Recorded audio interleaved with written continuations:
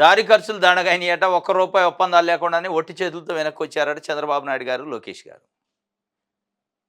Davos పర్యటన జనవరిలో ఉందంటే జూన్ 12 నుంచే స్టార్ట్ చేశారు. జూన్ 12కి చంద్రబాబు నాయుడు గారు ప్రమాణ స్వీకారం చేస్తే ఇక అయిపోయింది. దావోస్ నుంచి లక్షల కోట్ల రూపాయలు మూటలు కట్టుకోవచ్చు అన్నారు. ఒక్క రూపాయి లేదు. ఒక్క రూపాయి రాకపోగా 80 కోట్ల రూపాయలు దారి ఖర్చులైనయి. ప్రభుత్వం ప్రజల సొమ్ము 80 కోట్లు పెట్టి తండ్రి కొడుకు పోయి ఫోటోలకు ఫోజులు ఇచ్చారాడ అనేది ఇవాళ ప్రజలు మాట్లాడుకుంటున్నారు. ఎందుకంటే పక్కనున్న తెలంగాణ రాష్ట్రానికి సంబంధించి 1,79,000 కోట్ల రూపాయలకి ఒప్పందాలు చేసుకొని వచ్చిండు కొత్తగా ముఖ్యమంత్రి అయిన రేవంత్ రెడ్డి. నాకు 45 సంవత్సరాల రాజకీయ అనుభవం ఉంది, విజన్ ఉంది. విజన్ 2020 చేసిన, విజన్ 2047 నాది. 14.5 సంవత్సరాలు ముఖ్యమంత్రి చేసినా మళ్ళీ ఇప్పుడు నడుస్తుంది అని చెప్తున్నాను. నాకు బిల్ గేట్స్ నుంచి, బిల్ క్లింటన్ నుంచి అసలు ఈ ప్రపంచంలో తెలవనోళ్ళు లేరంటారు. ఏమైంది మరి? ఎడిపోయినాయి ఆ పరిచయాలు? ఎక్కడ పోయింది విజను? అంటే ఏం లేదు, మొత్తం బూడిద చేసి వచ్చారు. అవి ఫోటోలకు పోజులు ఇచ్చి పాంప్లెట్లు పంచుకుంటా, సంతలో పాంప్లెట్లు పంచుతారు కదా, అట్లా పంచి వచ్చారు. మా రాష్ట్రం ఉంది ఒకటి, మా రాష్ట్రానికి రండి, నేను ముఖ్యమంత్రి అయినా ఓ నీ సంగతి తెలుసురా ఆయన, నువ్వు ఆల్రెడీ 14.5 ఏళ్ళు చేసినావు. ఇప్పుడు ఆడ చూశారు కదా, దావోస్లో చాలాసార్లు పోయింది ముఖ్యమంత్రి గారు. మరి ఎందుకో దావోస్లో చాలాసార్లు పోయింది ముఖ్యమంత్రిగా చంద్రబాబు నాయుడు గారు కాబట్టి నమ్మలేదా అనేది కూడా ఒక ప్రశ్న. అయితే ఇక్కడ ప్రధానంగా రెడ్ బుక్ రాజ్యాంగంతో ఏపీలో పెట్టుబడులకు పారిశ్రామికవేత్తల విముఖత, ఎంఓయూలకు ఏ ఒక్కరు ముందుకు రాని వైనం, ప్రసంగాలు, ప్రెస్ మీట్లు, సొయ్య గొప్పలకే బాబు పరిమితం, మహారాష్ట్రకు 16 లక్షల కోట్లకు పైగా పెట్టుబడుల వరద. 2022లో దావోస్లో 1,26,600 కోట్లతో వైఎస్ జగన్ పెట్టుబడులు ఒప్పందాలు. దాదాపు 6 నెలల ముందు నుంచే దావోస్ పర్యటనపై హడావుడి, విమానం దిక్కముందే జాతీయ మీడియా పబ్లిసిటీ, వరుస భేటీలు, తన పుట్టినరోజును కూడా పట్టించుకోకుండా ఎముకలు కొరికే చలిలో చిన్నబాబు పాదయాత్ర. అప్పుడు ఐటీ, ఇప్పుడు ఏఐ, బిల్గేట్స్తో బాబు ఫోటోలు అంటూ ప్రచారం దంచికొట్టిన ఆంధ్రజ్యోతి, ఈనాడు. అయిపోయింది. అసలు ఎముకల కొరికే చలిలో నడుచుకుంటూ పోతున్న లోకేష్ మనం చూడాలని నమ్మాల. ఇక అసలు అక్కడ లోకేష్ తప్ప ఎవడు లేడు, జనాలే లేరు ఆ చలిలో, ఇక అందరూ మనుషులు లేరు, ఆయన ఒక్కడే ఉండు అన్నట్టు రాశారు నిన్న ఆంధ్రజ్యోతి పేపర్లో. ఇవాళ ఆంధ్రజ్యోతి, ఈనాడులో ఏం రాశారంటే, పెట్టుబడులకు ఆహ్వానించిండు, చాలా బ్రాండ్ ఇమేజ్ పెరిగింది. ఏం పెరిగింది? ఒక్క రూపాయి రాకుండా యాడ్ నుంచి పెరిగింది బ్రాండ్ ఇమేజ్. అసలు ఎక్కడ నిస్సంకోచంగా ఆంధ్రజ్యోతి, ఈనాడు పేపర్ అయితే భజన, మామూలు భజన లేదు, ఫుల్ భజన ఉంది. మనం నిన్నే మాట్లాడుకున్నాం, ఇదేదో తేడా కొడుతుంది. అందుకే ఆంధ్రజ్యోతిలో, ఈనాడులో ఎక్కడ ఫిగర్స్ రాయలే, ఇగో ఇన్ని లక్షల కోట్ల ఒప్పందం అని. ఇవాళ కూడా రాయలే.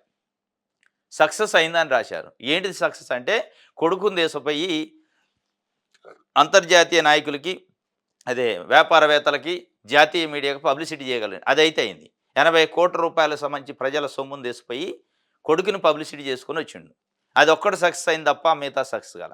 అయితే సరే, ఇది ఎందుకు సక్సెస్ కాలేదని వివరాల్లోకి పోతే, ప్రధానంగా ఇవాళ మేధావులు, దానికి సంబంధించిన నిష్ణాతులు మాట్లాడేది ఏంటంటే, నిపుణులు, చంద్రబాబు నాయుడు గారు అండ్ లోకేష్ గారు కానీ, తెలుగుదేశం పార్టీ కానీ, తెలుగుదేశం పార్టీకి భజన చేసి ఆంధ్రజ్యోతి, ఈనాడు పత్రికలు, టీవీ5 లాంటి ఛానల్స్ కానీ, జగన్మోహన్ రెడ్డి గారు 2019లో ముఖ్యమంత్రి అయిన దగ్గర నుంచి ఈ రోజు వరకు ఇవాళ కూడా వార్తలు రాశారు.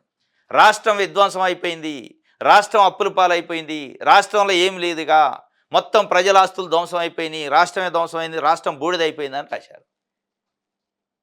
ఇప్పుడు అధికారంలోకి వచ్చాక కూడా చంద్రబాబు నాయుడు గారు లాంటి అంత సీనియర్ నాయకుడు కూడా రాష్ట్రం విధ్వంసం అయిపోయిందని చెప్తుండే. ఎక్కడ పడితే అక్కడ. అది ఢిల్లీ అని లేదు, హైదరాబాద్ అని లేదు, అమరావతి అని లేదు. ఇక విధ్వంసమైన రాష్ట్రంలో ఎట్లా మేము పెట్టుబడులు పెట్టాలని వాళ్ళు అడుగుతున్నారు. మీ రాజకీయాల కోసం, మీ రాజకీయంగా ఎదుటిని కౌంటర్ చేయడం కోసం విధ్వంసం అనే పదాన్ని వాడియాల. మొత్తం రాష్ట్రమే డిస్ట్రాయ్ అయిందని మీరు చెప్పిన తర్వాత ఎట్లా నమ్మాలి, ఇక్కడ వచ్చి ఎట్లా పెట్టుబడి పెట్టాలనే ప్రధానమైన సమస్యతో ఇలా పెట్టుబడులు రాలి. వేరే ఏం లేదు. చంద్రబాబు నాయుడు గారి మాటల్ని విశ్వసించలేదు. చంద్రబాబు నాయుడు గారి మాటకి చేతకి తేడా ఉంటుందనేది ఈ రాష్ట్రంలో ఉన్న 5 కోట్ల మంది ప్రజలకే కాక దావోస్లో పెట్టుబడిదారులు ఎవరైతే ఉన్నారో వాళ్ళకు కూడా తెలిసింది. అందుకే వీళ్ళు పబ్లిసిటీ పాంప్లెట్లు పట్టుకుని తిరిగితే ఆ పాంప్లెట్లు కూడా కొంతమంది తీసుకోలేదట. కొంతమంది తీసుకొని కాసేపు కూర్చొని ఏ కాడికి వచ్చిందంటే పరిస్థితి, అంటే బయట నిపుణులు మాట్లాడేది. ఇంత లెక్క వచ్చిన 80,00,00,000 పెట్టి కొడుకుని అంటే వేసుకొని వచ్చిన మరీ పరువు వద్ది నాతోని ఒక ఫోటో అన్న దిగే కాడికి, ఫోటో అన్న దిగండి అని బతిలాడుకునే కాడికి వచ్చింది. బిల్ గేట్స్‌తోని ఒక ఫోటో, ఆయన అసలు నేను మొహంకెళ్ళి కూడా చూడట్ల, ఫోటో దిగారు. ఏహే! సరదాగా ఉన్నట్టుగా, సంతోషంగా ఉన్నట్టు. ఆంధ్రజ్యోతి ఈనాడులోని ఇంకొక అడుగు ముందుకేసి బిల్ గేట్స్ సంతోషపడ్డాడు చంద్రబాబు నాయుడుని కలవటానికి. చంద్రబాబు నాయుడుని గారిని కలవటానికి బిల్ గేట్స్ సంతోషపడటానికి ఈయనేమన్నా ఆయనకంటే పెద్దోడా? ఇగో ఇట్లా రాస్తారన్నమాట. ఎవరిని బ్లేమ్ చేయదలుచుకున్నారు? ఎవరిని బ్లఫ్ చేస్తారు ప్రజల్ని ఇంకా? 2022లో జగన్మోహన్ రెడ్డి దావోస్‌కి పోతే 1,26,6,000 తెచ్చిండు. కొత్తగా ముఖ్యమంత్రి అయిండు. ఇవాళ 2025లో పక్క రాష్ట్రం తెలంగాణ రాష్ట్ర ముఖ్యమంత్రి, కొత్తగా ముఖ్యమంత్రి అయిండు, యువకుడు. ఆయన కూడా 1,79,000 పెట్టుబడులు తెచ్చిండు. అంటే ఎవరిని నమ్మట్లేదు, ఎవరిని నమ్ముతున్నారు, ఎవరి ఇన్‌ఫ్లుయెన్స్, ఎవరి బ్రాండ్ ఇమేజ్ ఏందనేది ఇక్కడ అర్థమవుతుంది. జగన్మోహన్ రెడ్డిని నమ్మి పెట్టుబడులు పెట్టి, రేవంత్ రెడ్డిని నమ్మి పెట్టుబడులు పెట్టి, మహారాష్ట్ర గవర్నమెంట్ నమ్మి 16 లక్షల పెట్టుబడులు పెట్టడానికి ముందుకు వచ్చినాక చంద్రబాబు నాయుడు గారిని ఎందుకు నమ్మలే? నాది ఏఐ టెక్నాలజీ విజన్ అంటే నీ విజను, నీ కథ నీ దగ్గర పెట్టుకో అనే పరిస్థితికి ఎందుకు వచ్చింది? కనీసం ఫోటో కూడా దిగని వాళ్ళు కొంతమంది ఉండరు, పాంప్లెట్ కూడా తీసుకునే వాళ్ళు ఉండరు కొంతమంది. అంటే క్రెడిబిలిటీ సమస్య ఉంటుంది ఇక్కడ. క్రెడిబిలిటీ సమస్య. రాజకీయాల కోసం, తన స్వార్థం కోసం ఏదైనా చేయడానికి సిద్ధమైన నాయకుడు అనేది ఒక పేరు పడ్డ తర్వాత అంత ఈజీగా రాదు. వ్యాపారస్తులు ఏంది, వాళ్ళకి లాభాల కోసం అవుతారు, ఎట్టబడితే అటు రారు కదా. క్రెడిబిలిటీ లేని కాడ, విశ్వాసం నమ్మకం లేని దగ్గర పెట్టుబడి పెట్టడు. పెట్టుబడికి ప్రధానంగా ఒక మెట్టు, ప్రధానమైన మొదటి మెట్టు ఏంటంటే విశ్వాసం, నమ్మకమే. ఆ రెండు లేని దగ్గర ఎట్లొచ్చి పెట్టుబడి పెడతారు? ఎందుకంటే మీరు మాట్లాడిన మాటలు, మీరు ఆంధ్రజ్యోతి, ఈనాడు పేపర్ క్లిప్పింగ్ తీసి చూడండి. 2019 నుంచి ఈ రోజు వరకు వాళ్ళ బ్యానర్ ఐటమ్స్ చాలు, మొత్తం పేజీ కూడా అవసరం లే. వాళ్ళు పెట్టిన బ్యానర్ ఐటమ్స్ రాష్ట్రం మీద జిమ్మిన విషం, రాష్ట్రం ఏదో అయిపోయింది, విధ్వంసం జరిగింది, ఇక మొత్తం కాలిపోయింది, బూడిదైంది, శ్రీలంక అయింది, మలేషియా అయింది, ఇంకేందో రాశారు, థాయిలాండ్ అయిందని. ఇక అంత అయిన తర్వాత ఎవరు వచ్చి పెట్టుబడి పెడతారు? దీన్ని వాళ్ళు చూడరా పేపర్లు ట్రాన్స్లేషన్ చేసుకొని? కాబట్టి ఇది స్వయం కృతాపరాధమే. ఇవాళ పెట్టుబడులు ₹1 రాకపోవడానికి చంద్రబాబు నాయుడు గారు, ఆయనకు భజన చేసే పత్రికలు, టీవీ ఛానళ్ళే, దాంట్లో డౌటే లేదు. దారి ఖర్చులు దండగాయని పాపం.